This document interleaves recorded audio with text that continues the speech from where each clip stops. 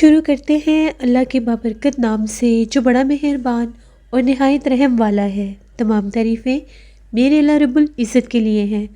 السلام علیکم لسنرز، میں ہوں آپ لوگوں کی ہوسٹ نوشین۔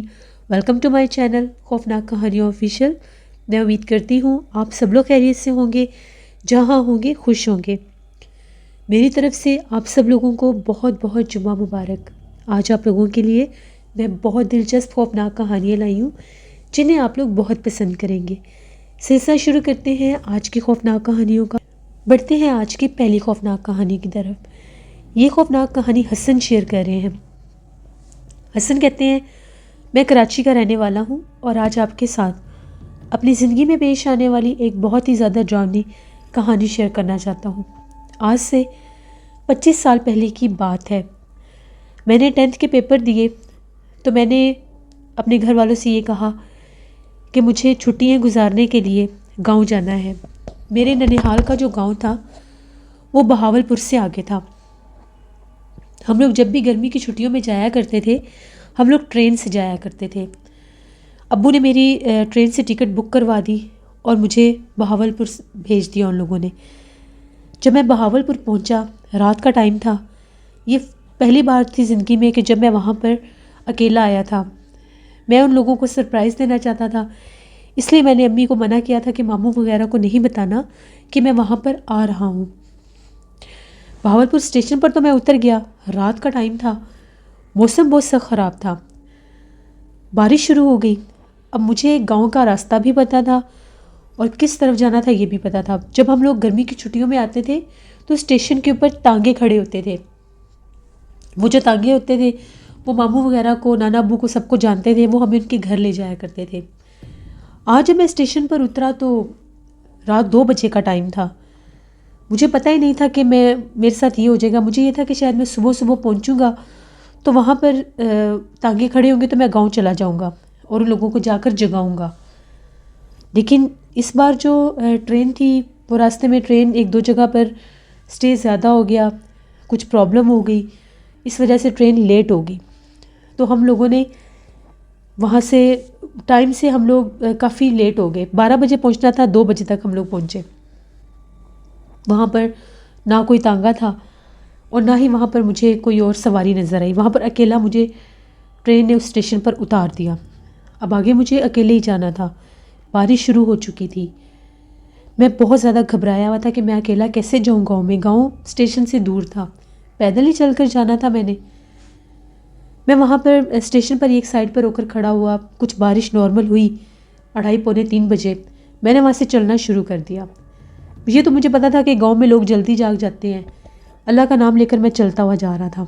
آگے میں کیا دیکھتا ہوں، جس راستے سے میں گزر کر جا رہا تھا وہ راستہ ابھی اسٹیشن کا ہی تھا، لیکن اس کے سراؤنڈنگ میں کافی بڑے بڑے درخت بھی تھے۔ مجھے بکری کے بولنے کی آواز آئی۔ پہلے ایک بکری کے بولنے کی آواز آئی، پھر دوسری بکری کے بولنے کی آواز آئی۔ اسی طرح سے وہ آوازیں بڑھتی گئیں۔ تبھی میں کیا دیکھتا ہوں، ان درختوں میں سے 3-4 کالے رنگ کی بکریاں نکل کر کھڑی ہو گئیں بالکل اس راستے کے درمیان میں۔ مجھے بڑا عجیب لگا کہ یہ بکریاں اتنی رات کو یہاں پر کیسے آ گئی۔ پھر مجھے لگا کہ شاید جیسے پاس گاؤں ہے تو وہاں سے کسی کے جانور ہوں گے، کھل کر آگے ہوں گے۔ میں ان بکریوں کو کراس کر کے جیسے ہی آگے نکلا وہ بکریاں میرے پیچھے پیچھے چلنے لگ گئیں۔ بکریاں آوازیں نکالتی جا رہی تھیں۔ بکریوں کی آوازیں بہت زیادہ عجیب تھیں اور وہ بکریاں سائز میں بھی بڑی تھیں۔ مجھے ڈر بھی لگ رہا تھا۔ تبھی ایک دم سے ان بکریوں کے بولنے کے ساتھ ساتھ مجھے ایسے لگا جیسے کسی عورت کی آواز بھی آ رہی ہے، جیسے کوئی عورت کبھی ہنستی ہے کبھی روتی ہے، ایسے آوازیں نکالتی ہے۔ میری تو دھڑکن بہت تیز ہو گئی۔ گاؤں کا علاقہ، آدھی رات کا ٹائم، بارش کا موسم، اور یہ عجیب معاملہ میرے ساتھ ہو گیا۔ اب میں خوف کے مارے نہ میں پیچھے دیکھ سکتا تھا، میں چپ چاپ آگے چلتا ہوا جا رہا تھا، یہاں تک کہ وہ اسٹیشن والا راستہ ختم ہو گیا۔ وہاں سے ابھی ٹرین کی پٹری باقی تھی۔ ٹرین کی پٹری کو کراس کرتے تھے، پھر آگے سے گاؤں کا علاقہ شروع ہو جاتا تھا۔ وہ میں نے ٹرین کی پٹری بھی کراس کر لی۔ وہ بکریاں میرے پیچھے پیچھے چلتی آ رہی تھی، ساتھ وہ عورت کی آواز جو نکال رہی تھی، وہ بکری تھی یا جو بھی تھی، وہ بھی میرے پیچھے پیچھے تھی، یہاں تک کہ وہ میرا پیچھا نہیں چھوڑ رہے تھے اور میں گاؤں کی آبادی تک پہنچ گیا تھا۔ ابھی بھی گاؤں میں بالکل سناٹا تھا. تبھی بہت زیادہ دور سے جیسے کتے بھونک رہے ہوتے ہیں ایسی آوازیں آ رہی تھیں.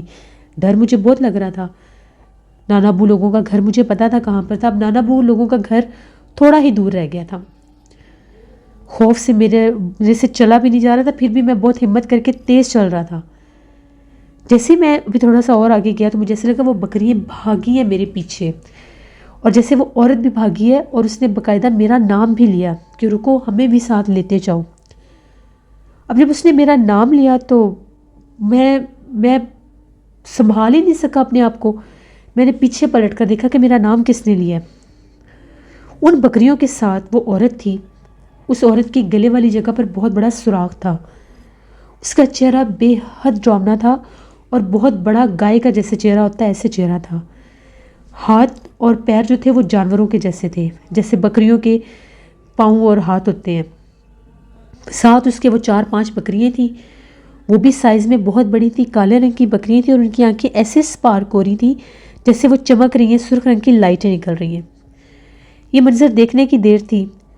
میں اتنا تیز بھاگا, مجھے نہیں پتا میں کہاں گرا کہاں نہیں. بس مجھے اتنا یاد ہے کہ وہ میرے پیچھے بھاگی ہیں. ان کو دیکھ کر میں ڈر کے بھاگا اور میں وہیں کہیں گر گیا. میری آنکھ کھلی تو میں نانا ابو لوگوں کے گھر تھا.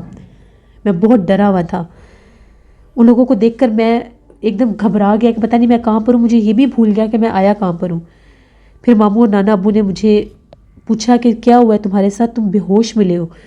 اور بے ہوش بھی میں اس وقت لوگوں کو ملا جس ٹائم وہ فجر کی نماز کے لیے لوگ جاگتے ہیں, اپنے کھیت کھلیانوں میں جاتے ہیں. تو نانا ابو لوگوں کے گھر کے ساتھ والے جو لوگ تھے وہ جب جاگے ہیں تو انہوں نے دیکھا کہ کوئی بے ہوش پڑا ہے. ہمیں وہاں پر سب لوگ جانتے تھے. ہم ہر گرمی کی چھٹیوں میں گاؤں ضرور جاتے تھے, مہینہ مہینہ رہ کر آتے تھے, اس لیے سب سے جان پہچان تھی.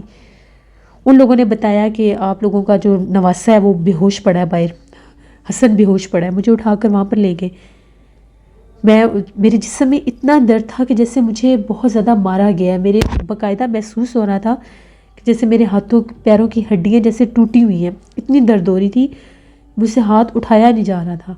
سہارا دے کر مجھے ماموں نانا ابو لوگوں نے بٹھایا, پانی وغیرہ پلایا, کچھ مجھے ناشتہ کروایا, چائے پلائی. کچھ میں بولنے کے قابل ہوا. میں نے انہیں ساری بات بتائی کہ اس طرح سے میں نے ضد کی کہ میں نے گاؤں جانا ہے. مجھے ابو وغیرہ نے ٹرین پر بٹھا دیا. موبائل تو اس وقت ہوتے ہی نہیں تھے. 10th کے میں نے پیپرز دیے ہوئے تھے, میرے پاس کوئی موبائل نہیں تھا. میں نے انہیں منع کیا تھا کہ وہاں پر اس وقت PTCL کے فون ہوتے تھے اور وہ گاؤں کے ایک گھر میں لگا ہوا تھا. جب بھی ہم لوگوں نے فون کرنے ہوتے تھے اس ایک گھر میں فون کر کے نانا ابو وغیرہ کو بلا کر ان سے بات کر لیا کرتے تھے. وہ بھی میں نے امی وغیرہ کو منع کر دیا تھا کہ نہیں بتانا. پھر میں نے بتایا کہ ایسے میں اسٹیشن پر اترا تھا اور میرے ساتھ یہ حادثہ ہو گیا.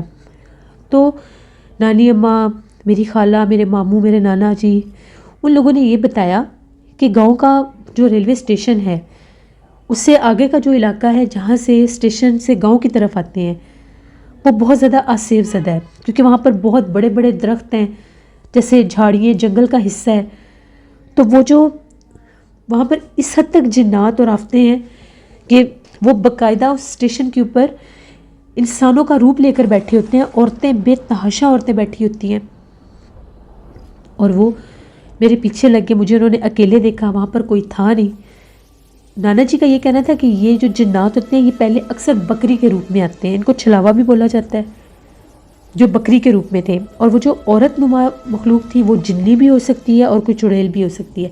جو حلیہ میں نے بتایا تھا, نانا جی کا یہ کہنا تھا کہ وہ چڑیل کا حلیہ ہوتا ہے. اس کی گردن والی جگہ پر سوراخ ہوتا ہے اور اس کے ہاتھ پیر عموماً جانوروں کے جیسے ہی ہوتے ہیں. میں بہت زیادہ ڈر گیا. نانا جی نے, سب نے مجھے کہا تم نے بہت بڑی غلطی کی ہے, تمہیں یہ نہیں تھا پتہ کہ یہ گاؤں کا علاقہ ہے, سنسان علاقے ہیں, آبادیاں آگے ہوتی ہیں, اسٹیشن آبادیوں سے دور ہوتے ہیں. تو شکر کرو اللہ پاک نے تمہیں زندگی عطا کی. تم اس کے پیچھے پلٹ کر تم نے دیکھا نہیں. اگر تم اسٹیشن کی طرف سے پلٹ کر دیکھ لیتے تو تمہیں انہوں نے وہی نقصان دے دینا تھا. پھر میں بہت ڈرا. کچھ میری حالت ٹھیک ہوئی, مجھے بخار بڑا سخت ہو گیا. میں نے انہیں منع کیا کہ گھر والوں کو یہ بات نہ بتائیں. امی وغیرہ کو میں نے بتایا اس دن فون کر کے کہ میں خیریت سے پہنچ گیا ہوں, کیونکہ میں بہت ڈرا ہوا تھا. اور اگر میں ان کو یہ بات بتا دیتا تو وہ مجھے دوبارہ وہاں پر آنے نہ دیتے. تبھی میرے جو ماموں تھے ان کا نام فیاض تھا, تو ماموں کہتے ہیں کہ ان کے ساتھ بھی اسی اسٹیشن کے اوپر یہ حادثہ ہوا تھا. ایک دفعہ وہ بھی کراچی ہم لوگوں کے پاس آئے تھے, تو ماموں نے جب واپس ماموں آئے تو ماموں کہتے ہیں کہ میں 10 بجے پہنچا تھا بہاولپور اسٹیشن پر. تو جب میں اپنے گاؤں کی طرف آنے لگا تو اسٹیشن کے اوپر ایک بوڑھی عورت بیٹھی ہوئی تھی گھونگھٹ لے کر. تو جب میں اس کے پاس سے گزرا ہوں تو وہ میرا نام لے کر مجھے کہتی ہے کہ مجھے پیاس لگی ہے, مجھے اپنے ساتھ اپنے گھر لے چلو, میں نے پانی پینا ہے. ماموں کو عادت تھی سگریٹ پینے کی.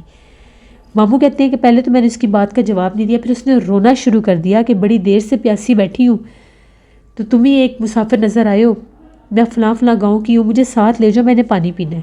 ان لوگوں کو پتہ بھی تھا کہ وہاں پر جنات ہیں, لیکن وہ اس ٹائم انسان کو اس طرح سے ان کا ذہن معاف کر دیتے ہیں کہ انسان کو سمجھ ہی نہیں رہ جاتی. ماموں کہتے پیچھے میں نے پلٹ کر دیکھا تو جہاں پر وہ ایک بوڑھی عورت تھی وہاں پر سینکڑوں کی تعداد میں اسی حلیے کی عورتیں بیٹھی ہوئی تھیں.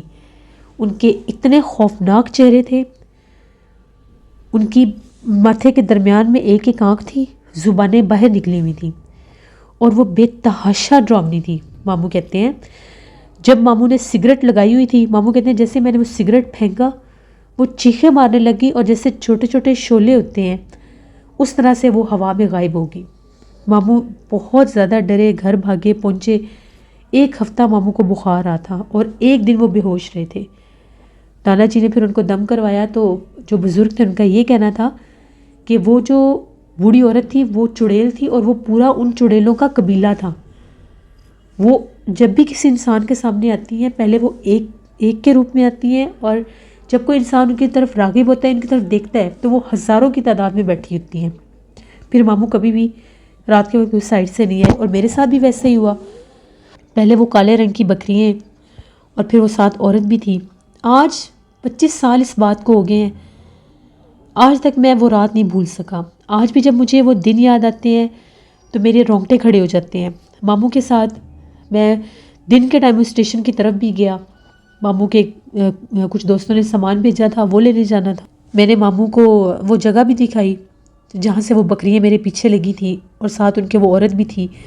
ماموں نے بتایا کہ اسی سے تھوڑا سا پیچھے پٹری والی جگہ پر ماموں کے ساتھ وہ حادثہ ہوا تھا, وہ بوڑھی عورت والا. ہم لوگوں نے وہاں سے سامان ریسیو کیا. اس کے بعد ہم لوگ واپس سامان لے کر آ رہے تھے تو جیسے ہی ہم لوگ اسی راستے سے گزر رہے تھے تو ہم لوگ کیا دیکھتے ہیں, کالے رنگ کا ایک چھوٹا سا کتا, پتہ نہیں وہ کہاں سے نکلا, کسی درخت کے پیچھے سے نکلا یا جو بھی تھا, وہ ہم لوگوں کے آگے آگے بھاگنے لگ گیا. میں نے ماموں سے کہا یہ کہ ہمیں کاٹ نہ لے. ماموں نے کہا صرف تم آیت الکرسی پڑھتے جاؤ, مجھے لگتا ہے کہ یہ کوئی جانور نہیں ہے, یہ بھی کوئی اور مخلوق ہے.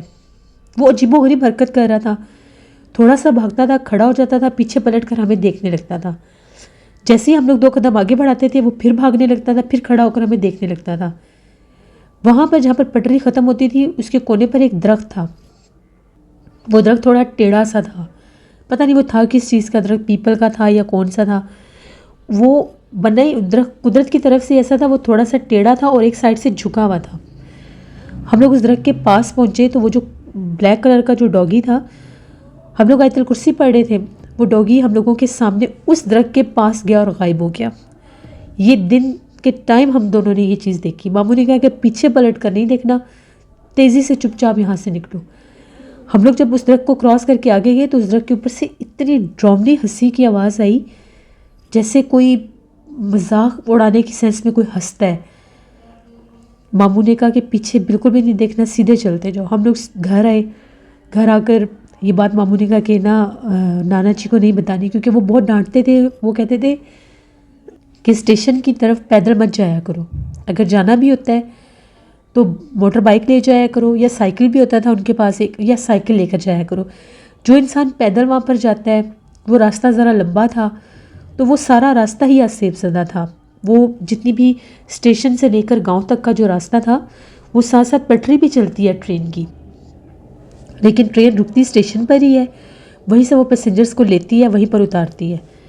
پھر ہم نے یہ بات گھر پر نہیں بتائی تھی. پھر میں ماموں کے کچھ دوستوں سے بھی ملا گاؤں میں, میں ان کو جانتا بھی تھا پہلے بھی. ان لوگوں کے ساتھ بھی بہت سے حادثے اسی اسٹیشن پر ہوئے. ان لوگوں نے بھی وہ باتیں شیئر کی. وہ ساری باتیں سن کر اور جو خود میرے ساتھ ہوا وہ ایسی رات تھی جو ناقابل فراموش تھی. اب بھی میں جاتا ہوں بہاولپور, ابھی بھی وہاں پر اسٹیشن موجود ہے, ابھی بھی وہاں پر جا کر اترتے ہیں, لیکن اب میں نے وہ حماقت, وہ غلطی زندگی میں کبھی بھی نہیں کی. اب جانے سے پہلے میں ضرور ان کو اطلاع دے کر جاتا ہوں، تو وہ لوگ وہاں پر پہلے ہی موجود ہوتے ہیں، ہمیں ریسیو کرنے آتے ہیں۔ اب بلکہ اسٹیشن کی طرف سے ایک اور راستہ بنا دیا گیا ہے، کیونکہ بہت سے لوگوں کے ساتھ جب حادثات زیادہ ہونے لگے تھے تو وہ والا راستہ اب لوگ کم یوز کرتے ہیں۔ اب جو راستہ بنایا گیا ہے وہ اسٹیشن کی بیک سائڈ سے ہوتا ہے، تھوڑا لمبا راستہ ہے، لیکن وہاں پر یہ فائدہ ہے کہ وہاں پر بازار بھی ہے اور آبادی بھی ہے۔ یہ میری زندگی کی ایک کہانی تھی جو میں نے آپ کے ساتھ شیئر کی۔ بہت شکریہ حسن آپ کا۔ علی سر، یہ تھی آج کی ایک خوفناک کہانی۔ اپنا فیڈ بیک مجھے ضرور دیں، آپ لوگوں کو کیسی لگی۔ آپ لوگ بھی اپنی خوفناک کہانیاں شیئر کر سکتے ہیں ڈسکرپشن باکس میں دیے گئے ای میل آئی ڈی nushinbeg57@gmail.com پر۔ اس کے علاوہ آپ لوگ مجھے کمنٹ باکس میں بھی اسٹوری شیئر کر سکتے ہیں۔ انشاءاللہ کل میں ہارر اسٹوری فیچر پر اسٹوری آن ایئر کروں گی، اس کو بھی وزٹ کریے گا۔ اپنا بہت سا خیال رکھیے گا، اپنی ڈھیروں دعاؤں میں مجھے، میری فیملی کو ضرور یاد رکھیے گا۔ Thank you for watching, stay blessed, اللہ نگہبان۔